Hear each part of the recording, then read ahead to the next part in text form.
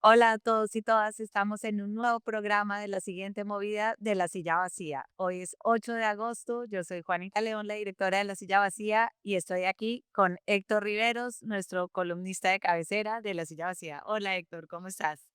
Hola Juanita, buenos días, qué gusto volver a estar acá. Sí, hoy estamos un poquito remoto yo y tú allá en la redacción, pero pues yo creo que va a funcionar Está, con menos perfección, pero bueno. pero está perfecto, esas son las nuevas tecnologías, así es como funciona todo. Sí, sí, y eso me permitió tener, el puente para mis hijos de vacaciones, entonces estamos muy bien. Hoy vamos a hablar, Héctor, del próximo año de Gustavo Petro. Ayer cumplió su tercer año de mandato y, bueno, pues hay mucha expectativa sobre qué va a suceder este año que viene. Le queda a uno, ¿no? A unos les parece que falta un montón y a otros creen que ya como que estamos saliendo. Eh, en fin, hay unas percepciones muy diferentes sobre el gobierno del presidente Petro, sobre lo que ha sido y la expectativa de lo que viene. Claro, Miremos un poco yo qué podemos esperar. exacto, yo sí quiero arrancar como con la línea base, de su popularidad. Nosotros en la CIA tenemos el ponderador de encuestas donde balanceamos con un estadístico todas las encuestas que hay sobre su popularidad y Petro pues termina con una aprobación que no me parece menor del 35%. No, ha oscilado entre el 30 35% en todas las encuestas y yo creo que esa es la línea base con la que arranca, que creo que vale la pena Es llamar la bastante atención sobre eso. Es bastante buena, yo creo, porque para un gobierno que ha sido tan controversial, que ha tenido una oposición tan dura, que ha tenido tan pocos resultados concretos, aún así mantener una popularidad del 35%, bueno, está bastante por encima de la que tenía el presidente Duque por esta época e incluso la que tenía el presidente Santos faltándole un año de su gobierno. Es bastante similar a la de Santos, pero es bastante por encima de la de Duque y bastante por debajo de la de Uribe, que bueno, todas son bastante por debajo de las de Uribe.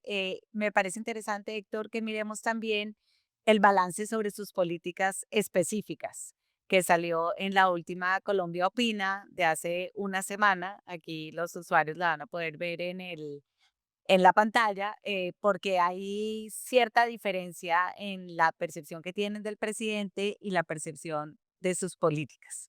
Entonces, pues claramente hay más gente, hay 44% de personas que piensan que está mejorando el cubrimiento de la educación, el apoyo al campo y al agro, la calidad del transporte por carreteras, ahí ya comienza a disminuir y de ahí para adelante comienza a haber más una sensación de que no ha mejorado la política contra niñez, la deforestación, la política de seguridad, la política de paz, el narcotráfico, la forma como ha manejado la guerrilla, el costo de vida, ¿no? Ahí el pesimismo es absolutamente Si todas las, pol- grande y en todas las políticas se raja, digamos.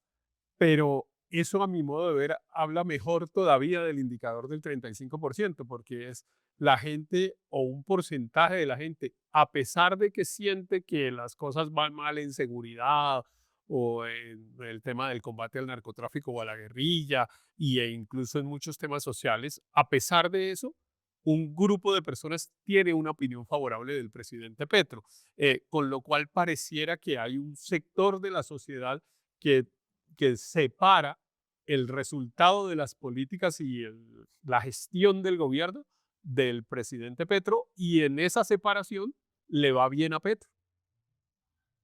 sí, Héctor, a mí me parece que sus gabinetes televisados han sido muy exitosos en esa estrategia de poder separar su gestión, que no es su culpa, es porque sus ministros no han podido entender su programa de gobierno, es porque no lo han dejado. Creo que esa narrativa en donde él logra expresar las reivindicaciones que tiene un sector de la población importante, expresar el resentimiento que tiene alguna gente con injusticias como muy estructurales que hay en la sociedad de su gestión para abordar la solución para eso, ¿no? Eso no es con él y creo que eso es algo pues que nosotros vimos ahorita que estuvimos haciendo una historia sobre la entrega de tierras que él ha hecho de esa finca de los paramilitares muy famosa que hemos ido todos los años a ver en qué va, digamos, la evolución de estos campesinos que recibieron tierras de Petro, que fue pues su política bandera desde el principio. Y lo que vemos es que todos se sienten muy frustrados, que no les han llegado los proyectos productivos, no les han llegado los fertilizantes, no están pudiendo realmente explotar sus tierras más allá de alimentar a los animales, pero sienten que nada de eso tiene que ver con Petro, todo tiene que ver es con la ANT, o sea, como con sus entidades, pero eso lo separan muy claramente de su apoyo al presidente. Es que en eso se parece mucho, bueno, en eso y en muchas otras cosas, yo creo que aquí vamos a encontrar varias similitudes, se parece mucho a Uribe, porque la gente lo que evalúa en el caso de los presidentes es como empatía, dijéramoslo así, que los presidentes estén atentos a sus problemas, no necesariamente que los resuelvan. La gente no necesariamente espera que el gobierno resuelva el problema, sino que los entienda, pues que tenga empatía. ¿En Y qué influyen ellos? con el Piensen presidente ellos. Uribe pasaba cosa similar. El presidente Uribe, entre otras cosas, con una estrategia similar a la de los consejos televisados, que eran estos consejos, Consejos eran comunitarios. los consejos comunitarios televisados, lo que transmitía era eso. Yo tengo preocupación por sus problemas y le pido a otras personas que los resuelvan. Si se resuelven o no, no es culpa mía, en eso son igualitos. Claro, Uribe era como el representante del pueblo ante su gobierno.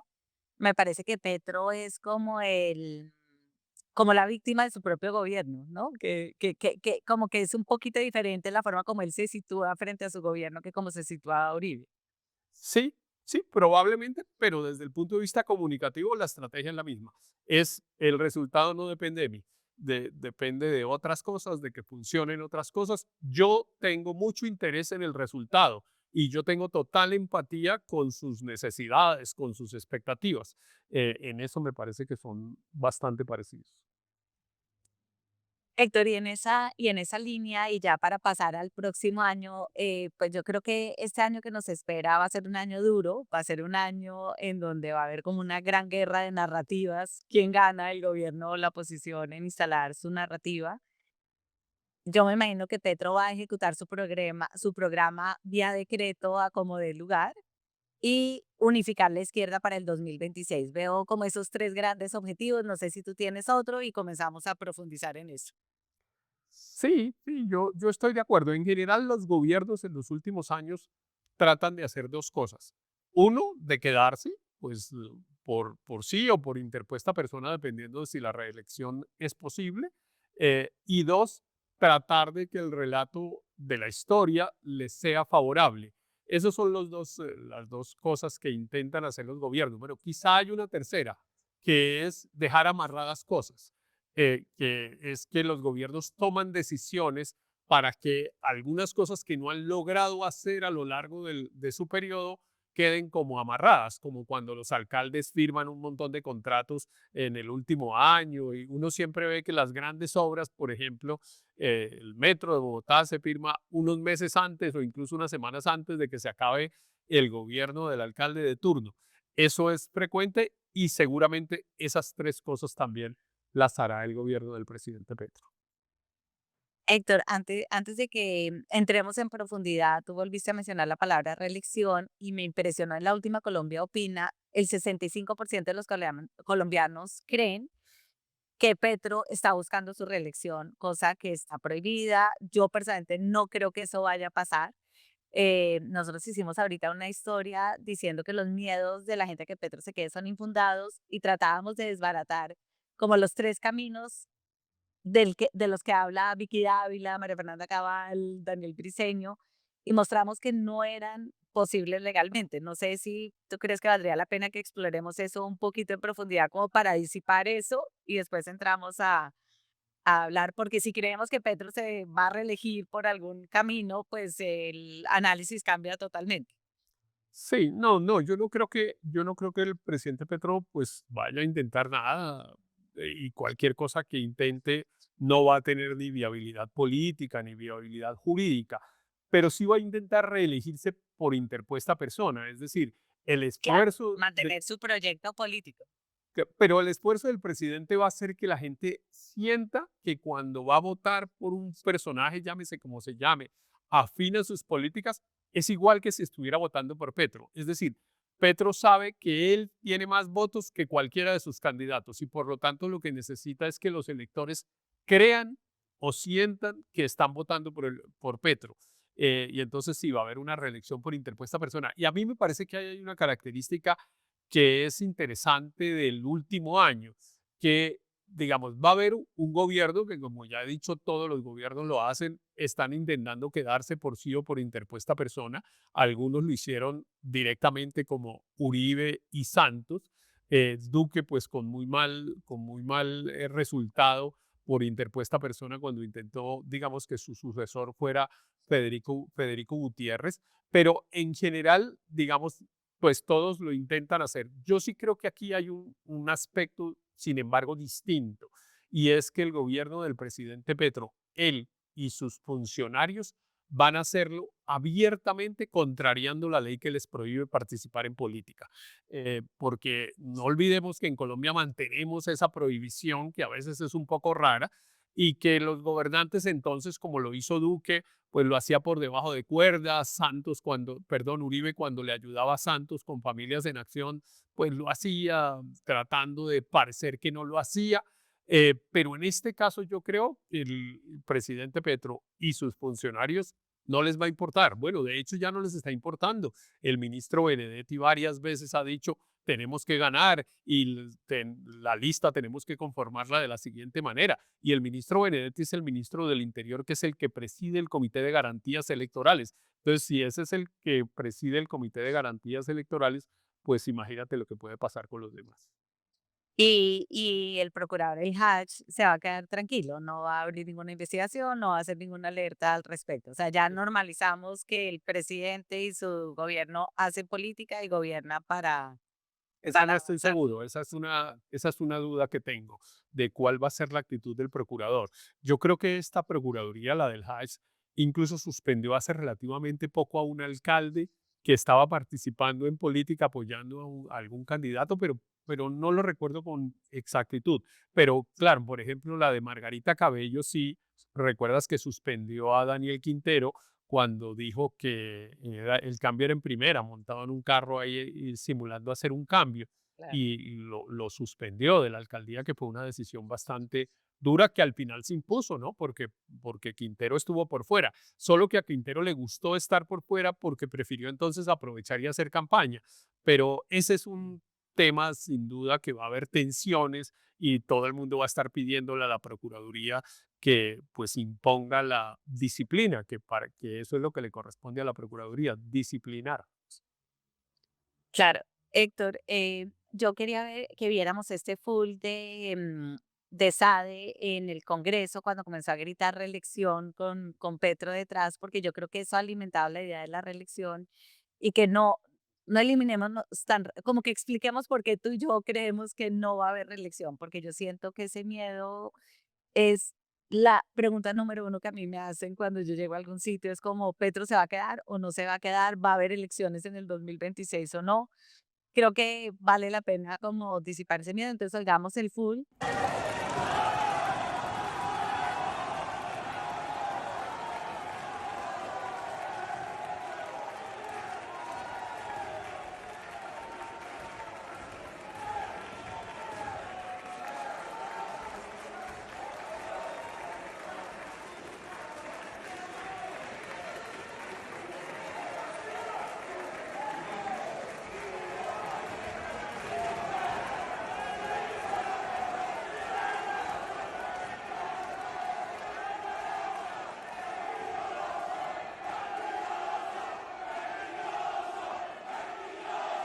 Episodio fue un poquito bochornoso, pero mucha gente piensa como, bueno, si el presidente no quisiera la reelección, ¿por qué deja que Sade lo diga? La respuesta a eso, pues no me parece tan clara, pero nosotros en esta historia que hicimos, miramos los 3 caminos que la gente dice que hay para la reelección, que no, que están cerrados.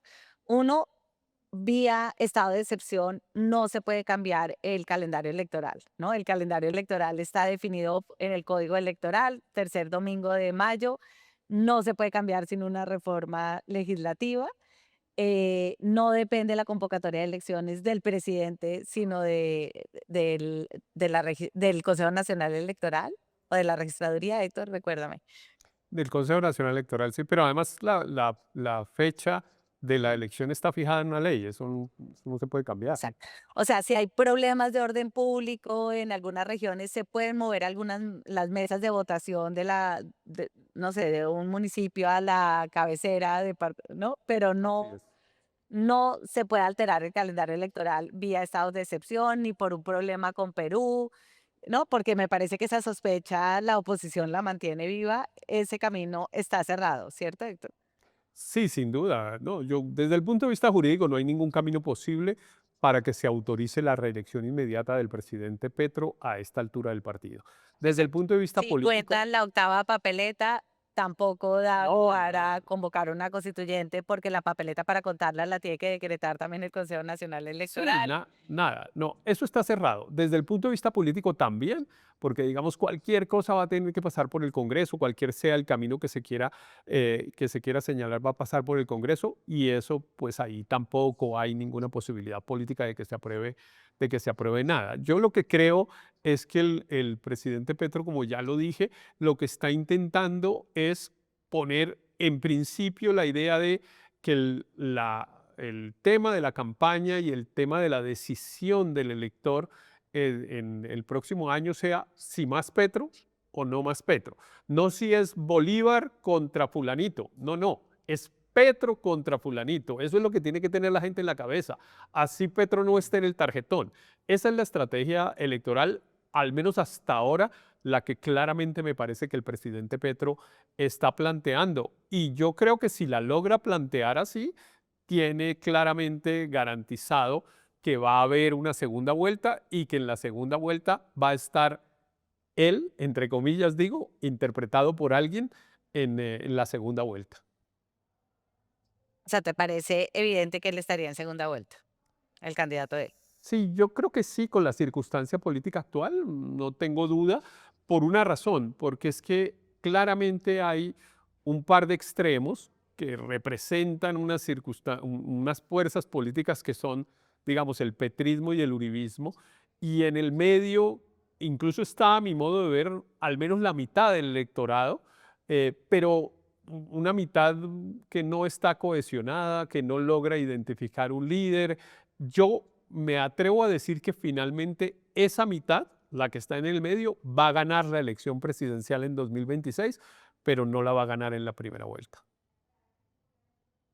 Pero la va a ganar apoyando a uno de los dos entonces, no No, en cabeza propia. no, yo creería que la segunda vuelta va a ser entre un centro y petrismo y va a ganar el centro muy de lejos en la segunda vuelta.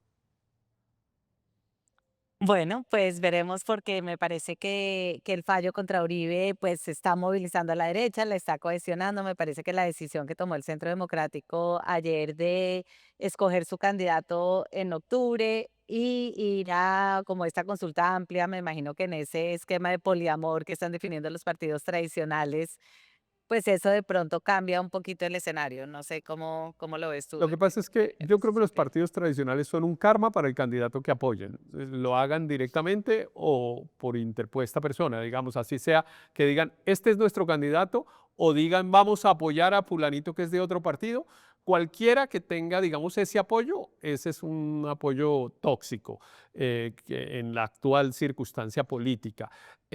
Primero, yo creo que el uribismo tiene una enorme dificultad y es que no logra tener una persona que lo represente adecuadamente y no me parece tan fácil que logren lo que Petro eh, está intentando lograr, que no sé si lo vaya a lograr, pero que está intentando, que es que la gente crea que vota por Uribe.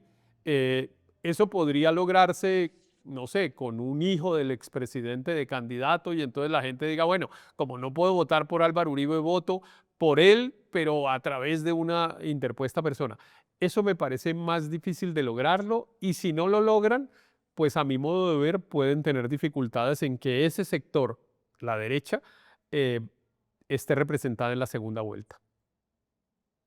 Bueno, volvamos entonces a Petro. Héctor, a mí me parece muy interesante que creo que uno de sus objetivos durante el próximo año es seguir unificando a la izquierda, ¿no? Que eso no es un logro pequeño porque la izquierda ha sido tan, se ha canibalizado tanto, siempre termina peleando entre sí.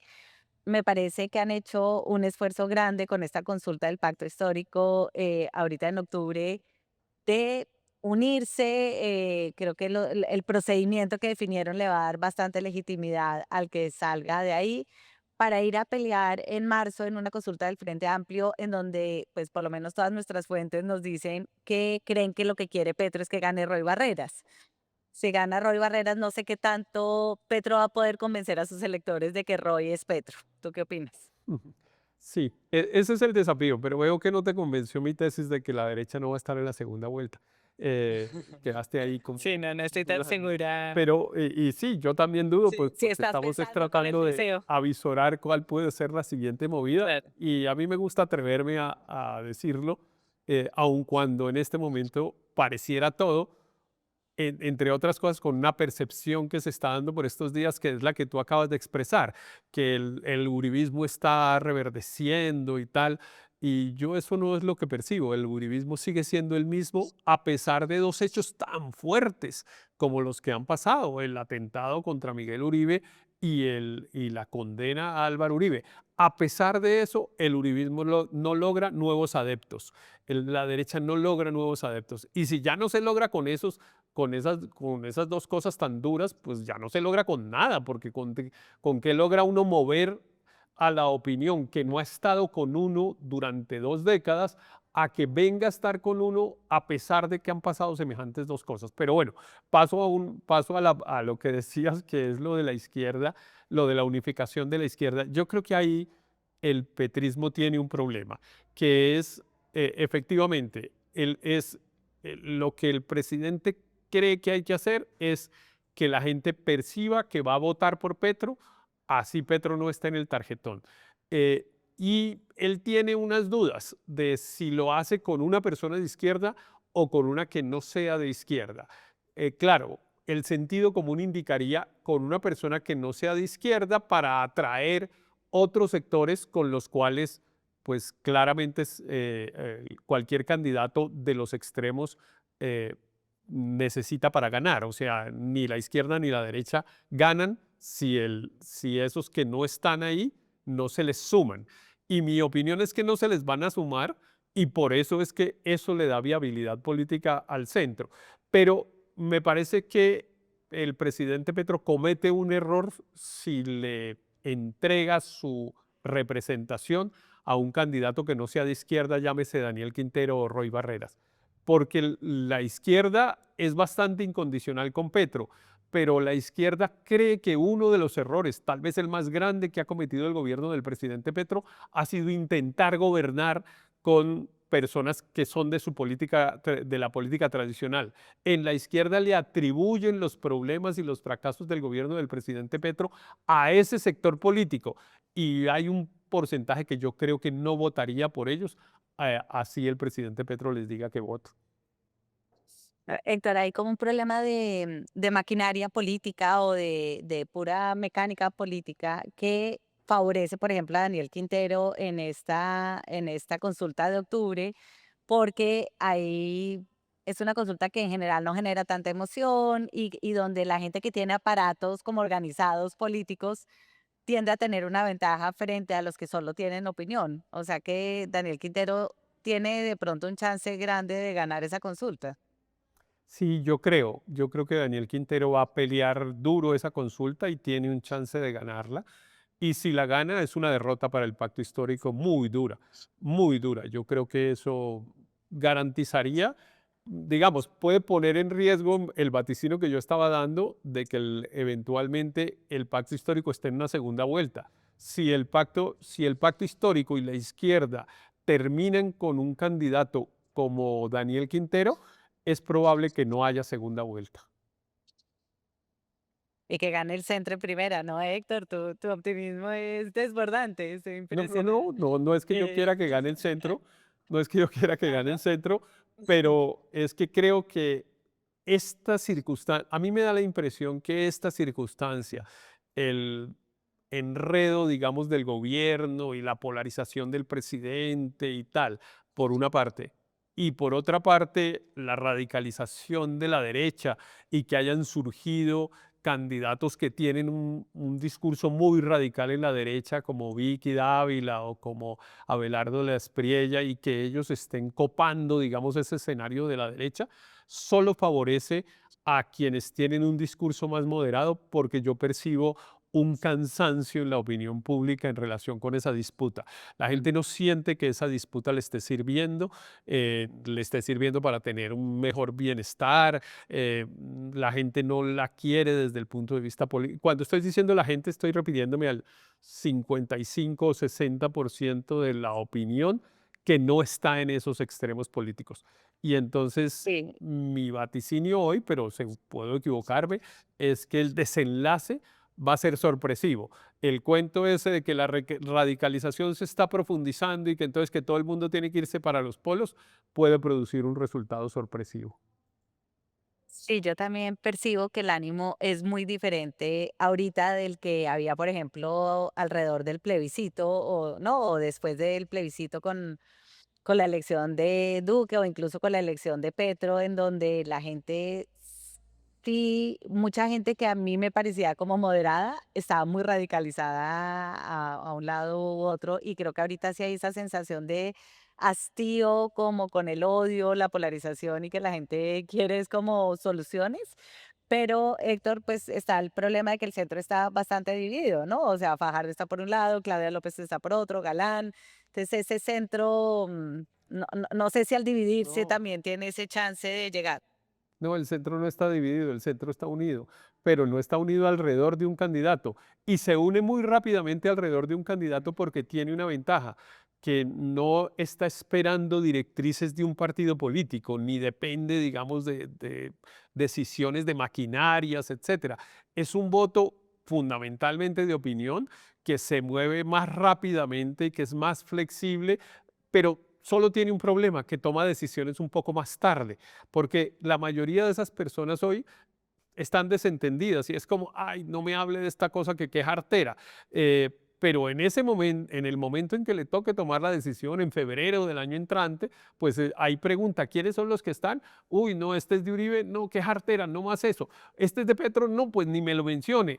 Y entonces probablemente se decante de la manera como yo estoy señalando. Pero sí, también confieso que puede ser Bueno, un la análisis con el ya geo veremos. que siempre tiene problemas. Claro. Héctor, yo tengo la impresión de que este año que viene, Petro va a tratar de ejecutar su programa a como dé lugar, seguramente vía decreto, porque muchos de estos proyectos no pasarán en el Congreso, o ni siquiera los va a presentar. Entonces ya vemos el decretazo de la salud, ya vemos lo que está haciendo, digamos, con el carbón vía el conflicto con Israel, lo de la paz total. No sé cómo lo terminará ejecutando, pero, por ejemplo, vi lo de la desmovilización de los guerrilleros indígenas, que me parece que es para encontrarle una solución a la negociación con los comuneros del sur. ¿Ves una radicalización en ese sentido de apostarle todo vía decreto, aunque sea ilegal, aunque el Consejo de Estado se los tumbe, pero que él va a tratar de poder decir: "Hice todo y no me dejaron"? Sí, sí, probablemente pues ya lo hizo con la salud, como tú dices, y expidió ese decreto que pues vamos a ver qué suerte corre en el Consejo de Estado. Algunos creen que pues evidentemente se tomó competencias que le corresponden al Congreso, otros dicen que es simplemente un desarrollo de la ley estatutaria. Yo creo que hay una mezcla de las dos cosas, no todo el decreto es digamos, como una usurpación de las competencias legislativas. En ese lenguaje hay mucho de retórica, digamos, en todo ese montón de páginas de ese decreto, pues hay un montón de definiciones que desde el punto de vista jurídico no generan muchas consecuencias, pero bueno, vamos a ver eso cómo ocurre. Pero yo no veo bien, digamos, lo de decretos, en qué más puede decretar, salvo un tema que él ha estado muy digamos, muy atento, pero no ha hecho nada para lograrlo, que es modificar la regulación de los servicios públicos para tratar de bajar las tarifas, especialmente en materia de energía eléctrica. Y eso, pues hay un proyecto de ley, el ministro ha anunciado que lo va a presentar Sí. el próximo lunes y ese seguramente, esa será una discusión muy grande y puede ser que por ahí intente, eso no tiene viabilidad en el Congreso no van a aprobar esa reforma, pero puede ser que intente hacerlo por la vía de decreto. Pero a mí me parece que más importante que eso, el gobierno, el presidente se va a concentrar, por ejemplo, en lo de darle el subsidio a las personas de la tercera edad. Ya, pues digamos, está dentro de los rubros presupuestales, a diferencia de lo que pasó en el 2025, que no estaba, y para el 2026 ya está, y yo me imagino que para enero o febrero va a empezar a entregar esos subsidios, que fue lo mismo que hizo Uribe, por ejemplo, cuando amplió las familias en acción para ayudarle a Santos, otra vez tratando de producir el mismo resultado electoral. Entonces yo creo que él va a jugar mucho con esas cosas y probablemente vaya a ser una cosa que va a generar una controversia al final de este año, a comienzos del próximo, El salario. que es el incremento del salario mínimo, porque él ha logrado identificar que hay un sector de la población que gana el salario mínimo, que es entre 3 millones de personas aproximadamente, y que esas personas sí están ganando mejor que cuando llegó el presidente Petro, y esas personas que a las cuales además les están pagando un poquito mejor los recargos nocturnos y que le están pagando un poquito mejor los dominicales, esas personas están mejor y yo creo que el gobierno va a apuntar ahí desde el punto de vista electoral. Sí, Héctor, miremos el full donde Petro dijo que iba a aprovechar a subir el salario mínimo porque es como donde él no tiene que conciliar nada, ¿no? Miremos. ¿Y qué pasó? ¿Que subí el salario mínimo como ninguno? Aún me queda un año, voy a aprovechar. Populista dirán, por encima de la inflación del año presente, que es como los economistas miden el salario real. Hagan las cifras. ¿Creció el consumo en Colombia? Dicen ahora. Pues claro, si subimos los salarios, si no dejamos explotar aún más al trabajador de lo que ya venía, si se estaba muriendo de hambre, el peón de las haciendas. Bueno, pues yo creo que es evidente que va a subir el salario que otros 10% o siete No, por no sé si ciento. 10, pero Eh, por ahí 8, que es bastante porque la inflación va a estar alrededor del 5%, ¿no? Está más o menos en eso y creo que va a cerrar aproximadamente en eso. Y yo creo que va a decretar el 8%, que es bastante, bastante por encima de la inflación. Y ahí se va a generar una nueva discusión, pero claro, a los que dependen del salario mínimo, pues eso les va a gustar, pues. claro. Héctor, ¿y esto aplica para los funcionarios públicos también o porque ya les subió como 22% hace unos meses no aplica? Ah, claro, es que el acuerdo que hicieron hace unos meses al que tú haces referencia tenía vigencia varios años. No estoy seguro si 2 o 3, pero digamos, el incremento del salario mínimo del sector público para el 2026 ya está pactado. Y bueno, y eso beneficia, entre otras cosas, a los congresistas, ¿no? Los congresistas les suben su ingreso en en el promedio en el que les suben los salarios al sector público, así que a ellos también les va bien.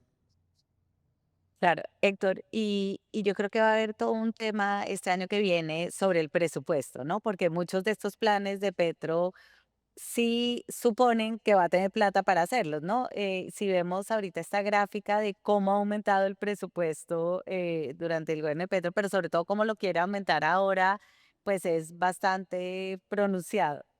Y creo que ahí mi pregunta es, si no tiene ese presupuesto, va a poder, ¿tú crees que va a poder hacer lo de darle este subsidio a las personas mayores, comprar la cantidad de empresas que quiere comprar? O sea, como ves que yo creo que este tema del presupuesto va a ser dominante durante este primer semestre. Y me parece que ahí no le juega a favor esto que salió en Colombia Opina sobre la reforma tributaria, en donde le preguntan a la gente por qué cree que necesita una reforma tributaria. Vamos a ver ahí la gráfica. Y el 49% de la gente dice es por corrupción, ¿no? Es porque, y otra gente dice que porque es por gasto público y burocracia.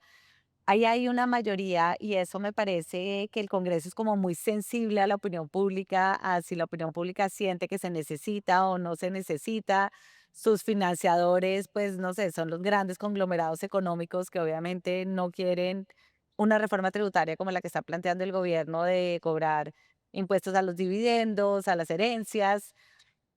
¿Crees tú que esa reforma tributaria pase? Porque me parece que dependiendo de eso, Petro va a poder hacer o no hacer bastantes cosas.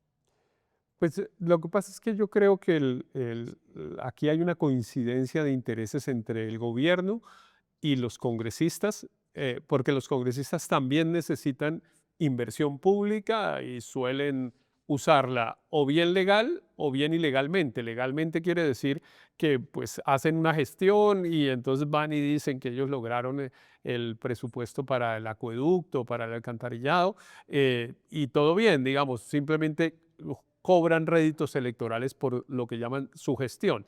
Pero hay otros pues que utilizan esos recursos para financiar sus campañas políticas, ¿no? Entonces, poder hacer, digamos, transferencias o contratos de los cuales terminan sacando una tajada y con eso financian las campañas políticas, de eso dependen muchos. Entonces, me parece que ese interés puede jugar a favor de la reforma tributaria del gobierno del presidente Petro. Quizá haya alguna recorte en la propuesta que todavía no se conoce. Yo creo que, por ejemplo, hay unos impuestos que me parece casi inevitables desde el punto de vista político, como el tema de los juegos de suerte y azar en línea. Ese me parece que todos ya lo tienen descontado, digamos. Entonces, ahí va a haber una... Ahora, después creo que probablemente el presidente va a lograr una cosa que intentó durante 3 años y no lo había logrado y me parece que finalmente lo va a lograr o lo va a lograr parcialmente, que es reprogramar vigencias futuras. La ministra de Transporte lo ha mencionado, está trabajando en eso y evidentemente es que hay algunas vigencias futuras que se pueden reprogramar porque las obras no han evolucionado ni se han ejecutado como inicialmente estaban previstas. Entonces, cuando hay vigencias futuras, por ejemplo, para eh, Mediacanoa Buenaventura, que es una obra que nunca avanza por muchos problemas, entre otras de consulta popular, etcétera. Entonces, hay unas vigencias futuras que se van consignando en una fiducia, pero en realidad no se necesitan para gastar ya. Yo entiendo que la ministra ha venido trabajando con los alcaldes y con algunos gobernadores para tratar de reprogramar y eso le liberaría una parte de recursos que probablemente el presidente Petro, que ahora está muy atento al presupuesto, porque el presidente Petro ha estado él mismo pendiente de cómo queda cada rubro y va a estar, como él mismo lo anunció, pendiente del decreto de liquidación, que es, bueno, por dónde es que vamos a empezar, qué es lo que vamos a ejecutar, y yo creo que eso le va a permitir al presidente liberar unos recursos con reforma tributaria o sin reforma tributaria para, por ejemplo, el subsidio de las personas de tercera edad. Entonces, ¿tú crees que esa gestión del último año va a estar muy orientada a repartir subsidios, subir el salario mínimo? Claro. Digamos que su reforma, su legado, digamos, va a estar concentrado es en eso, Claro. tratar de bajar la tarifa de los servicios públicos, que Palma está empujando esa reforma.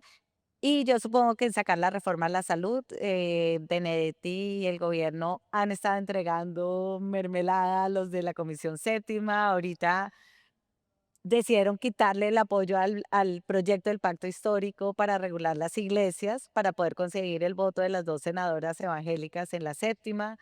Le dieron al novio de la hija de Berenice Bedoya el manejo de una de las entidades. O sea, ¿crees que la reforma a la salud seguramente va a salir con ciertas modificaciones, pero por lo menos de la Comisión Séptima va a salir? Sí, probablemente, pero no, yo no creo que la reforma a salud la vayan a aprobar. No creo. Y En el plenaria se gobierno hunde. incluso cada vez tiene menos interés en que se apruebe la reforma a la salud. Ahora, eso no quiere decir que los votos de de los partidos o de los representantes cristianos no sean muy importantes, se han vuelto un poco como el eje de la balanza, y por eso pasa lo que tú has dicho. Ahora, eso no quiere decir que, por ejemplo, el proyecto de inspección, vigilancia y control sobre las iglesias no fuera escandaloso, ¿no? Es que aquí se nos ocurre que todo se puede, que el Estado puede ejercer inspección, vigilancia y control sobre cualquier cosa. Y esa es una buena discusión Claro. de cómo así que el Estado se va a atribuir una facultad de inspección, vigilancia y control sobre las iglesias. Pero eso era un paréntesis, digamos, para no perdernos del tema. Yo sí creo que el gobierno va a tratar de mantener esos votos en el Congreso, pero para volver al eje de la conversación en que estamos llevando, yo sí creo que va a estar en subsidios, en aumento de salario mínimo, en mejoras de unos sectores sociales. Ahí hay una gran diferencia entre Petro y los demás políticos de Colombia. Los demás políticos de Colombia creen que los votos se ganan con obras, mostrando la carretera, mostrando el edificio, mostrando obras de infraestructura. El presidente Petro siempre se ha concentrado en cambio, en mejorar la situación de sectores sociales o en parecer mejorando la situación de sectores sociales. Y esa es su base electoral. Eh, a- y en eso se diferencia de prácticamente todos los demás. Todos los demás creen en esa historia de que obras son amores, y no necesariamente buenas razones. Y Petro, en cambio, de las obras ni habla. Tú no lo oyes hablando de una carretera, salvo el tren, Es que no ha digamos, hecho que es un ninguna. carretazo unido con el tema ambiental. Él nunca habla de una carretera, nunca habla de un puerto, nunca habla de un aeropuerto, de todas esas obras de infraestructura que en cambio le gusta tanto a otros sectores políticos. Claro. Héctor, bueno, eso es lo que él quiere hacer, pero no necesariamente lo que quiere es lo que puede controlarlo todo, ¿no? Pasan otras cosas. Se viene este año la desertificación de Estados Unidos que parece bastante inevitable. Ese rol de Estados Unidos este año me parece que va a ser muy importante. Hoy salió en el New York Times un artículo sobre cómo Trump ordenó a las Fuerzas Armadas gringas combatir a los carteles de droga por fuera de Estados Unidos, en América Latina, en particular en México. Eh, ¿Cómo sientes tú que vaya a afectar esto de Estados Unidos este último año de Petro? Todo lo que haga el gobierno del presidente Trump que signifique intromisión en asuntos internos de Colombia le sirve a Petro. Todo. Mira, en la encuesta de Colombia Opina que mencionamos algunos datos, ahí, por ejemplo, hay un tema de que preguntan sobre algunos presidentes de otros países, sobre Lula, sobre Bukele, sobre Maduro, y preguntan sobre Trump.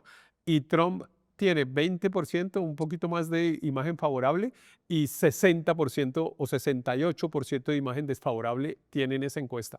Porque la gente en Colombia no le gusta para nada la intromisión en los asuntos internos. Ahí yo creo que se equivocan algunos que están pidiéndole al presidente Trump que le imponga sanciones y que le quite la visa a la juez que condenó al presidente Uribe y cosas de ese estilo, porque todo lo que pase ahí no hace sino servirle al gobierno.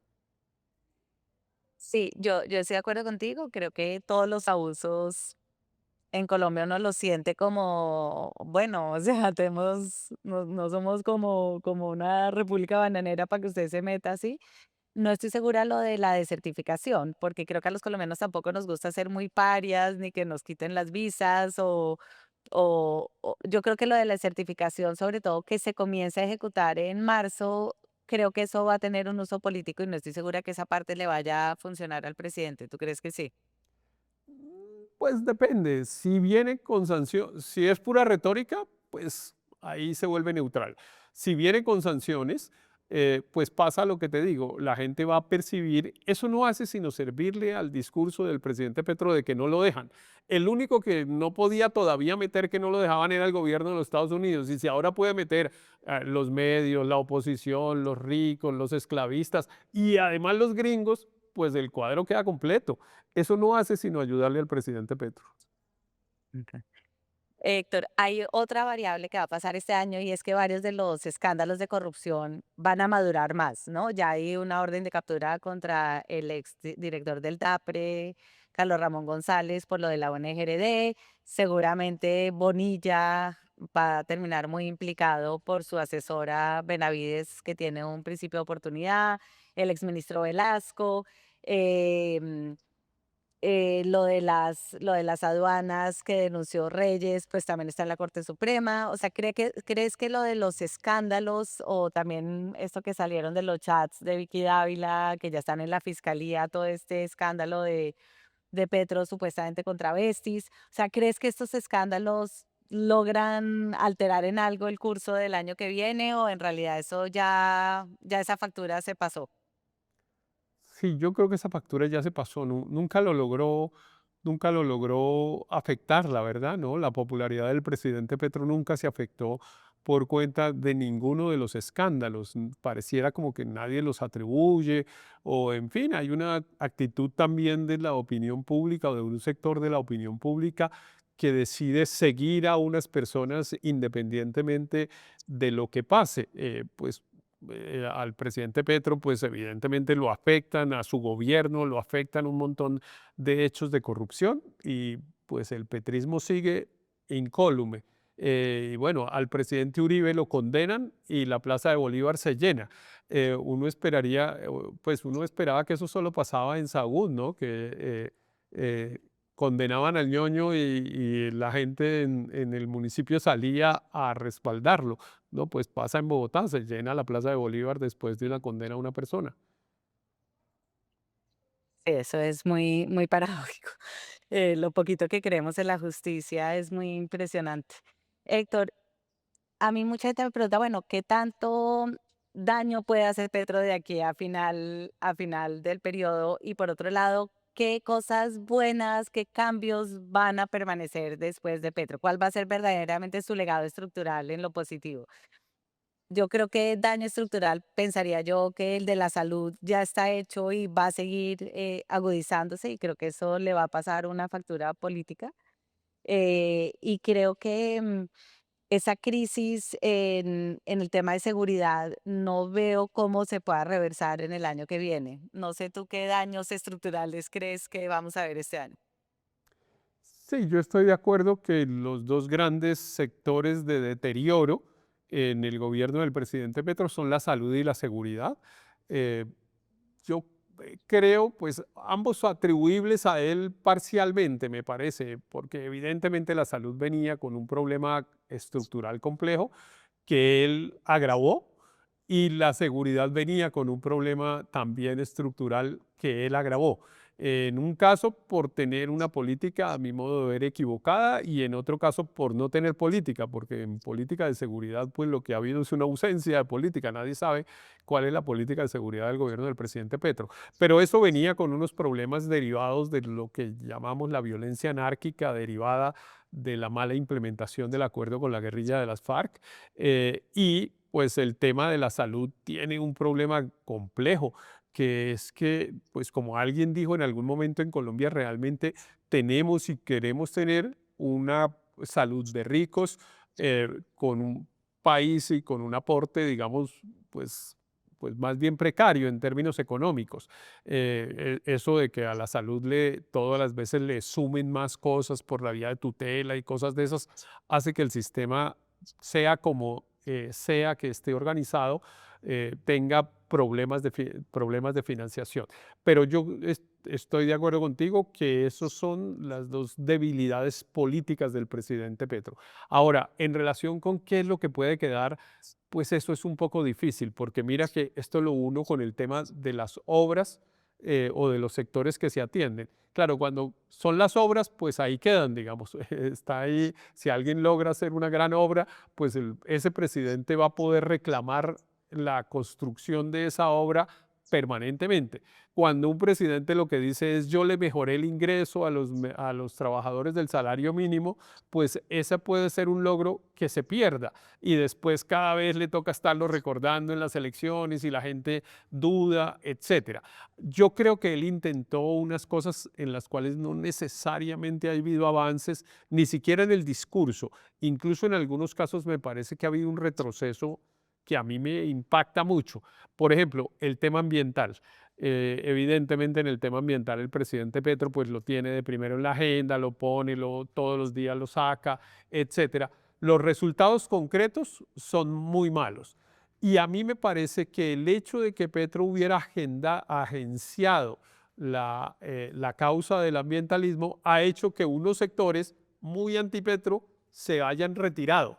Es decir, antes no había duda como que tenemos que hacer cosas para el cambio climático y que ojalá mejor que los carros sean eléctricos a que sean a gasolina. Y hoy ya no me parece que haya esa unanimidad. Hay unas personas que dicen, no, al contrario, necesitamos sacar el petróleo, necesitamos hacer un montón de cosas antes porque la transición, me parece que paradójicamente ralentizó la transición energética el hecho de que la Sí. hubiera agenciado Petro o de que la hubiera agenciado mal como lo hizo.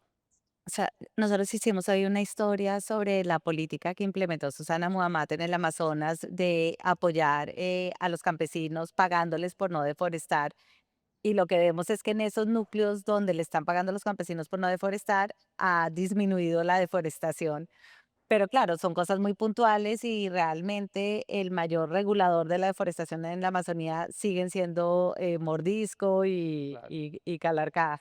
Entonces, pues ahí sí, a pesar de que me parece que ha habido como un esfuerzo muy deliberado de hacer una política contra la deforestación, pues ha sido insuficiente. Y yo estoy de acuerdo contigo en que se ha polarizado lo del cambio climático. Creo que Trump tampoco ayuda porque llega a desmantelar como muchas de la gobernanza mundial sobre eso, pero creo que sí, que al final el legado va a ser que el candidato que gane de izquierda a derecha va a ser fracking, porque el problema de la demora para que entren las eólicas, para que entren todo lo que ha pasado con la falta de exploración de gas, pues va a ser que si no hacemos fracking nos vamos a pagar. Entonces sí creo Claro, que en eso ha pero además sido grave.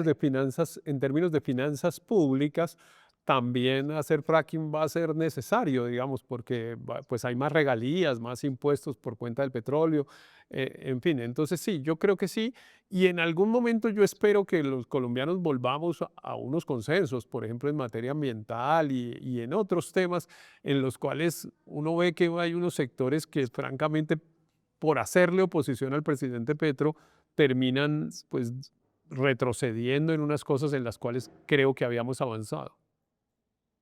Claro, Héctor, yo tengo la impresión que quizás el legado principal que va a dejar Petro es como un cambio de mentalidad en un sector de la población eh, que de alguna manera ya sentía como que había unas injusticias, pero que ahora como que tiene muchas más vivas sus reivindicaciones, que tiene más identificado quiénes son los culpables.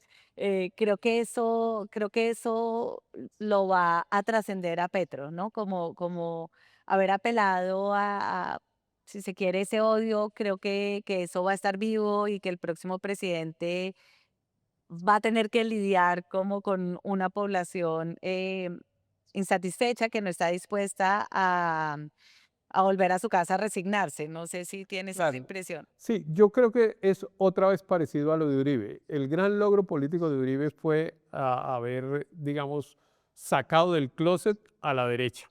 La derecha era como un mal vista, digamos, en Colombia hasta antes de que llegara el presidente el presidente Uribe, y logró consolidar un sector político, pues importante. 20 o 25% hoy de la política colombiana la marca ese sector político. La izquierda, pues también nunca era viable políticamente, no ganaba ninguna elección, no lograba unirse, etcétera, y no lograba reivindicar y, digamos, apropiarse de unas causas legítimamente. En cambio, ahora me parece que el presidente Petro ha logrado eso, Ahora, eso no necesariamente le significa más bienestar a los ciudadanos. Al ciudadano común y corriente, pues no le da relativamente lo mismo que haya un partido de derecha fuerte y un partido de izquierda fuertes. Y ahí es donde yo creo que hay un sector de la opinión que frente a esos que son los únicos logros del gobierno del presidente Petro, lo que dice es, mire, estamos es como aburridos de esto y más bien busquemos un camino. Y me parece que el camino puede ser el camino intermedio. Bueno, Héctor, pues no sé si terminamos en ese punto alto. Yo te iba a preguntar sobre que tú siempre dices que nos debemos, que no vale la pena irse del país ahora, sino es después cuando se vaya Petro. Te quería preguntar sobre esa idea porque creo que eso también es parte de lo que podemos esperar este año, ¿no? ¿Cómo pavimenta él su salida, ¿no? Que creo que no va a ser tan pacífica como la de otros presidentes. Sí, a mí eso sí me sigue preocupando, digamos que es un poco esto que tú estabas diciendo de unos sectores que sienten que hay que volver a la lucha, digamos, que hay que reivindicar unas causas, que hay que tratar de cambiar unas situaciones que consideran muy injustas y que lo han venido intentando hacer con el gobierno del presidente Petro y va a terminar eso en una frustración, frustración que yo creo que se va a expresar en una enorme tensión política para el próximo gobierno, el próximo presidente, cualquiera que sea, pero entre más de derecha sea, peor va a ser, que es pues esa confrontación de estos sectores que están dispuestos a la confrontación. No sé a cuál nivel de confrontación, pero a la confrontación, o sea, paros, movilizaciones, bloqueos, etcétera, va a haber por doquier a partir del 8 de agosto del año 2026, cualquiera que sea el presidente que sea, asumiendo que no va a ser uno de izquierda, digamos, pero cualquiera que sea, o bien que el vaticinio que me atrevo yo a hacer hoy sobre el tema del centro, o que la derecha gane, o lo que fuera, el presidente que llegue la va a tener muy mala, muy difícil, muy difícil. Y va a tener un problema de déficit fiscal y bueno, en fin, ahí va a tener que tener Bueno, un también, tino también va a que no, tener, no se se lo veo a ninguno de supone, los 79 candidatos. también va a haber como mucha gente que yo veo que lleva años guardando sus inversiones para hacer grandes inversiones si llega otro gobierno, ¿no? Entonces de pronto también va a haber como unos vientos de optimismo. Puede ser. Tocará ver, se pueden. Pero también puede haber como un saldo pedagógico en la sociedad, ¿no? Como de haber jugado a estar del otro lado. Creo que todos hemos tenido en este gobierno como unos aprendizajes grandes de lo que significa tener un presidente que no habla a nombre de uno y otros de sentir como, bueno, el presidente no era el que mandaba a matar líderes sociales. O sea, tengo la impresión también de que como sociedad todos hemos aprendido cosas que no hemos aprendido en otros gobiernos y de pronto eso también se pueda expresar. Pues ojalá, ojalá, porque sí, yo creo que han pasado unas cosas, unas de las que, por ejemplo, no hemos hablado en esta oportunidad y en otras hemos hablado, que es de cómo se ha fortalecido la democracia en Colombia durante el gobierno del presidente Petro. Y no por el gobierno del presidente Petro, sino porque esa especie de manguala que caracterizó la política colombiana durante todo este tiempo se rompió y entonces eso hace que en el Congreso sea pensable que no le aprueban el presupuesto al presidente. Antes, pues eso a nadie se le ocurría ni pensarlo. Y que pueda haber un montón de controles y que los medios de comunicación evidentemente estén más alerta haciéndole control al gobierno y la justicia también, en fin, que haya más Y un que me sistema de parece que el controles más ejército y la eficaz, me policía, parece que el que es ejército y la un gran policía logro que se va hayan a perder obedecido rápido. al presidente. Me parece que el hecho que el ejército y la policía hayan obedecido al presidente como debe ser, ¿no? Como que hayan sido tan institucionales, a pesar de que es un presidente que no quieren particularmente, me parece también que ha sido una lección de democracia importante. Claro, claro, no, la fuerza pública de Colombia es una fuerza que pues puede tener todas las quejas que uno pueda querer tener y durante el gobierno del presidente Uribe evidentemente cometieron abusos y efectivamente siempre ha habido abusos de la fuerza pública, pero la fuerza pública colombiana es impresionantemente institucional. Se ampara ahí y si este es el presidente, pues ese es el presidente, gústeme o no me guste. Es más, está claro que no les gusta pero ese es el presidente y eso es una lección de fortaleza institucional muy grande. Bueno, Héctor, pues creo que hemos tocado todos los temas, creo que nos espera un año interesante, esperamos en La Silla Vacía poderlo cubrir y también oír pues tus análisis en Blue y en La Silla y bueno, prepararnos porque tendremos mucho trabajo este año electoral. Va a estar interesante, porque digamos, es una película la que estamos viviendo en la que el desenlace es completamente imposible de prever. En muchos Inesperado. otros casos uno dice, bueno, va a pasar esto termina pasando así y termina pasando así. O sea, uno sabe que matan al malo y los dos buenos se terminan enamorando y casándose y siendo felices. Aquí no, aquí nadie sabe bien esto cómo va a terminar y entonces eso hace más interesante. Hace que yo por ejemplo, casi siempre que voy a cine me quedo dormido, digamos, como de la segunda parte de la película, Ay, no, pero en este caso es ¿en imposible serio? quedarse dormido en esta película. Sí, eso sí. Por lo menos nosotros los periodistas dormidos no nos vamos a quedar definitivamente. Entonces, pues Héctor, muchísimas gracias a los usuarios de La Silla que nos siguen en YouTube. Por favor, marquen la campanita, suscríbanse, tener muchos seguidores nos ayuda, es nuestro propósito. Y bueno, Héctor, en una semana nos veremos en el siguiente episodio de La Siguiente Movida. Muy bien. Hacer periodismo independiente cuesta. Cada suscripción a este canal nos ayuda a mantener al equipo de personas que investigan, que encuentran patrones, que revelan esas movidas del poder que otros medios no pueden revelar. Suscríbase y haga parte de la comunidad que apoya a La Silla Vacía.